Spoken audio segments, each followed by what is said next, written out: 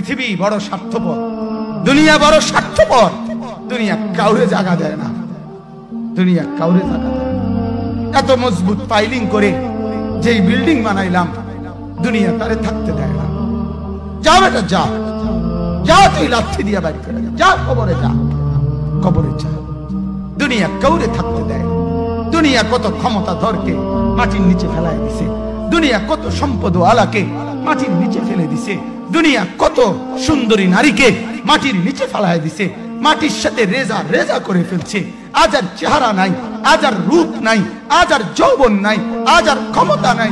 এমন বাদশা ছিল পৃথিবীতে যার হাতের আঙ্গুলের ইশারায় মানুষের গর্দান উড়াইয়ে দিত, যার হাতের ইশারায় উঠতো মানুষ, বসতো মানুষ। আজ বাদশারা নাই, আজ সম্পদওয়ালারা নাই, আজ মালওয়ালারা নাই। দুনিয়া কাউরে থাকতে দেয় না, কাউরে না দোস্ত, কাউরে দেয় না। দুনিয়া দাদারে আমার থাকতে দেয় নাই। আমার দাদারে আমি দেখছি, আজ আমার দাদা নাই। আমার নানারে আমি দেখছি, আমার নানা নাই। আমার দাদিরে আমি দেখছি, আমার দাদি নাই। আমার নানিরে আমি দেখছি, আমার নানি নাই। আমার বাবারে আমি দেখছি, 14 লক্ষ টাকা বাবার পেনশনের আমি সব ডাক্তারের পিছনে খরচ করে ফেলছি, বাড়ির ফসলের জমি বিক্রি করে ফেলছি। আমার বাপ যেন না মরে বারবার বারে হসপিটালে নিছি, কিন্তু দুনিয়া আমার বাপকে থাকতে দেয় নাই। আমার বাপ কবরে চলে গেছে, দুনিয়া কাউরে থাকতে দেয় না, কাউরে না, কাউরে না, কাউরে না, কাউরে না। আমার বাপ দুনিয়া কাউরে থাকতে দেয় না। তুমি থাকবা না, তুমি থাকবা না। দুনিয়ার ধোকায় পড়ো না বাপ, দুনিয়ার ধোকায় পড়ো না।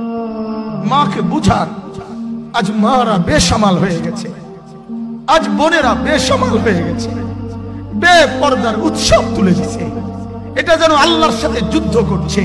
আল্লাহ করোনা না, তুমি আরো কিছু দাও, আমরা বেপরদিকে ছাড়বো না। যুবক ছেলেগুলো যেন বলতেছে, আল্লাহ তুমি করোনা দেওয়ার চাই দাও, অশ্লীল ছবি দেখা, ফেসবুকে নর্তকী দেখা আমরা ছাড়বো না। দেখি তুমি কি করতে পারো, তুমি যা করার করো। দোকানদার ব্যবসায়ীরা হারামের লেনদেন করা বন্ধ করছে না, সুদখোর সুদ ছাড়ছে না, ঘুষখোর ঘুষ ছাড়ছে না, নাফরমান আর জিনাকার ব্যভিচারী এরা কেউ কিছু ছাড়ছে না। বেহায়ার বেপর্দা নারী তার অশ্লীলতার বেহায়াপনা ছাড়ছে না। মুসলমান তার ঘরে টেলিভিশনের নর্তকীর আওয়াজ তো বন্ধ করছে না। হায় করোনা কিভাবে যাবে, আযাব কিভাবে যাবে বলেন, বলেন, বলেন আপনারা।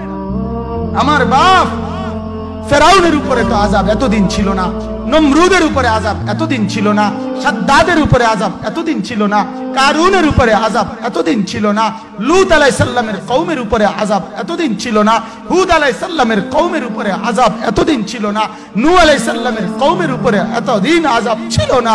আজ আমরা মালিককে এই পরিমাণ নারাজ করছি, মালিক এত বেশি নারাজ।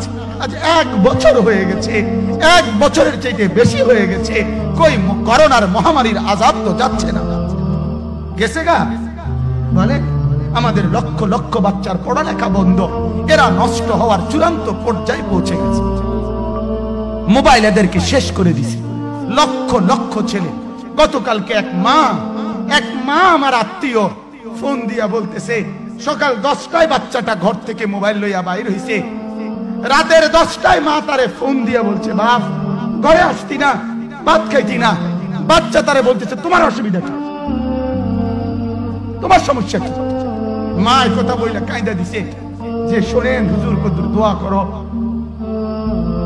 এক বাচ্চা, এক ছেলে, সে যদি তার মাকে কথা বলতে পারে, তার মানে গুনাহ তারে এত মজা দিয়া দিছে, ফেসবুক তারে এত মজা দিয়া দিছে, ইউটিউব তারে এত মজা দিয়া দিছে, নর্তকী তারে এত মজা দিয়া দিছে, গুনার দৃশ্য তারে এত মজা দিয়া দিছে, সে মাকে ধমক দিচ্ছে। রাত 10টা বাজলে কি হইছে, রাতের 3টা পর্যন্ত দেখলে তোমার সমস্যা কি? আমার আখিরাত আমি নষ্ট করলে তোমার অসুবিধা কি? আমার জাহান্নাম আমি ঠিক করে নিলে তোমার সমস্যা কি? আল্লাহ আমাদেরকে মাফ করে দেন, আল্লাহ আমার জাতিকে মাফ করে দেন।